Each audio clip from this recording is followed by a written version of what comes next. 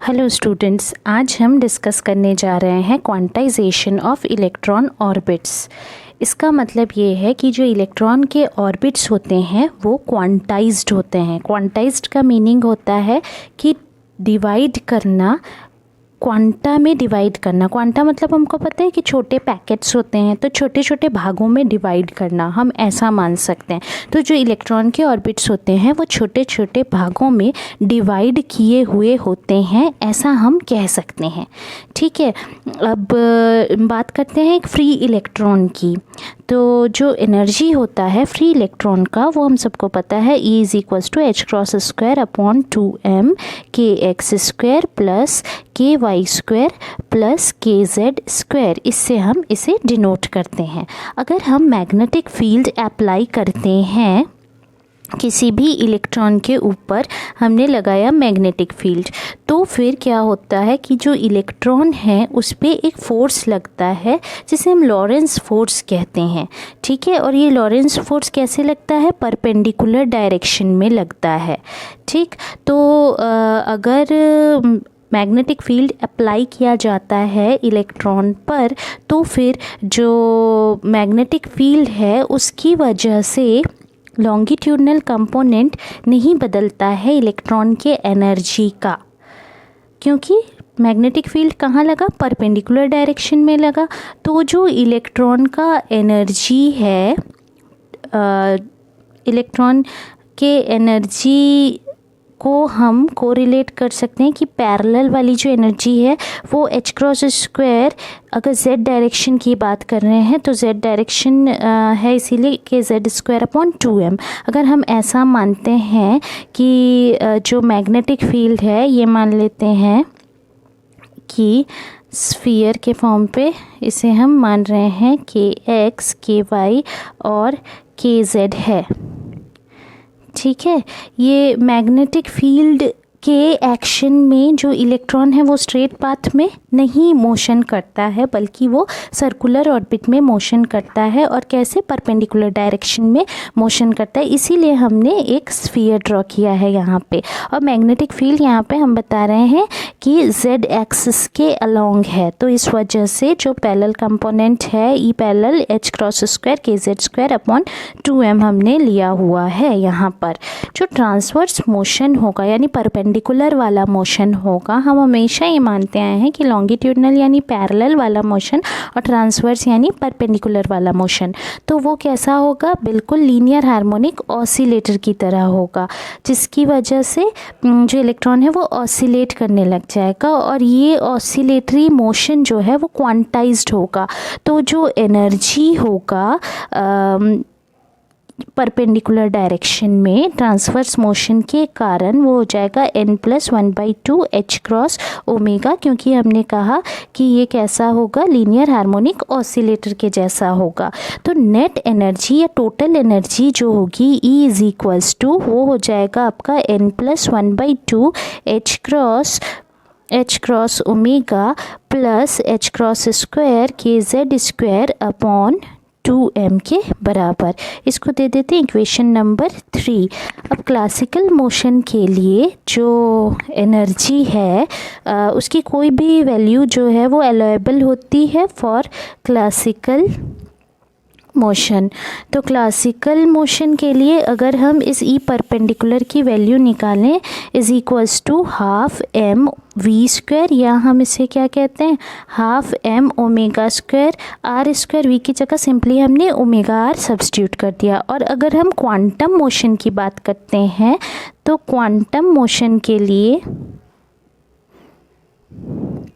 क्या हो जाएगा? E perpendicular is equals to n+1/2 h cross omega.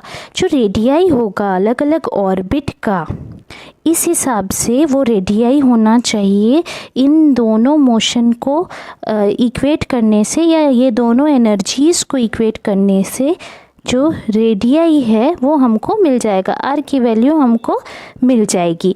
ठीक है, यहाँ से हम इजीली r की वैल्यू को कैलकुलेट कर सकते हैं।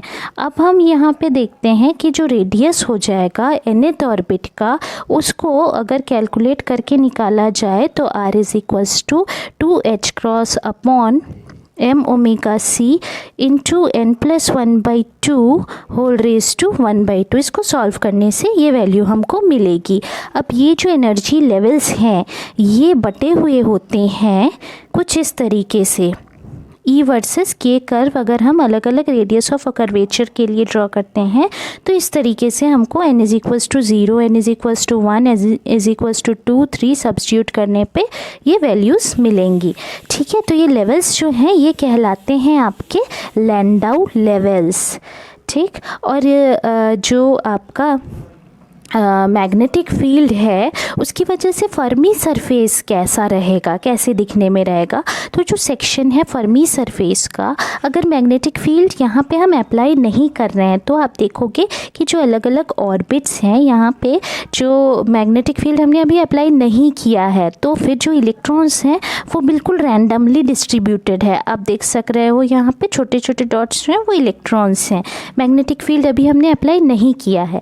जैसे ही हम मैग्नेटिक फील्ड यहाँ पर अप्लाई करेंगे तो जो इलेक्ट्रॉन्स हैं वो बिल्कुल अरेंज हो जाएंगे, एक एक ऑर्बिट में सज जाएंगे, बिल्कुल कुछ इस तरीके से मैग्नेटिक फील्ड के प्रेजेंस में।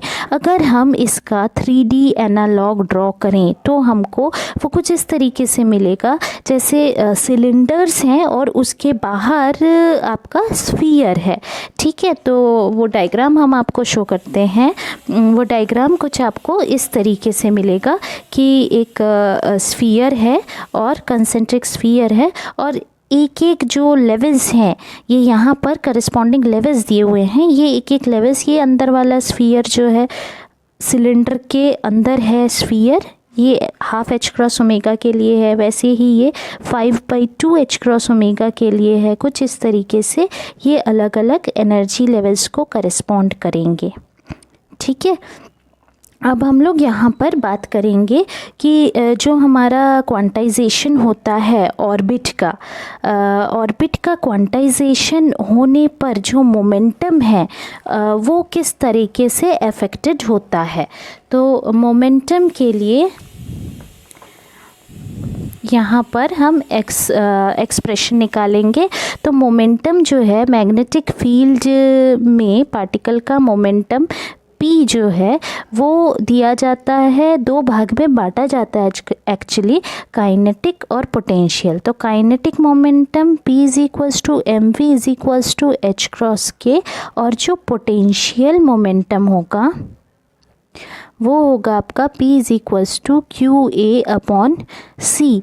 तो जो टोटल मोमेंटम हो जाएगा P = काइनेटिक प्लस पोटेंशियल यानी h cross k plus qa/c। ठीक है, यहाँ पर इसको दे देते हैं अगेन इक्वेशन नंबर 1 से डिनोट करते हैं। आप चाहें तो इसको आगे के कंटिन्यूएशन नंबर्स से भी डिनोट कर सकते हैं। ठीक है, अब यहाँ पर हम बात करते हैं, ये एज्यूम करते हैं कि जो हमारा फील्ड है सेमी क्लासिकल अप्रोच हम लेते हैं ऑनसेगर और लिप्सिज का, और उन्होंने एक्चुअली ये एज्यूम किया था जो ऑर्बिट्स हैं मैग्नेटिक फील्ड में वो क्वांटाइज्ड हैं। और किससे क्वांटाइज्ड हैं, एक बोर सोमरफेल्ड रिलेशन दिया गया है उससे क्वांटाइज्ड हैं। तो वो रिलेशन है आपका P.dr = n + gamma 2 h cross, जहाँ पे n इंटीजर है और गामा फेज करेक्शन है फ्री इलेक्ट्रॉन्स के लिए। ठीक है, तो अभी हमारे पास ये वाली जो वैल्यू आई थी जो काइनेटिक और मोमेंटम और पोटेंशियल मोमेंटम की, उससे हम अगर टोटल मोमेंटम को निकालें तो फिर नाउ P.dr = आपके पास हो जाएगा h cross k.dr plus q/c a.dr। और इक्वेशन ऑफ मोशन जो होता है पार्टिकल का, equation of motion of particle of charge q in magnetic field वो होता है h cross d k by d t is equals to Q by c d r by d t into b. इसको integrate अगर हम करें with respect to time, integrating with respect to t, तो हमको मिलेगा h cross k is equals to Q by c r cross b के बराबर।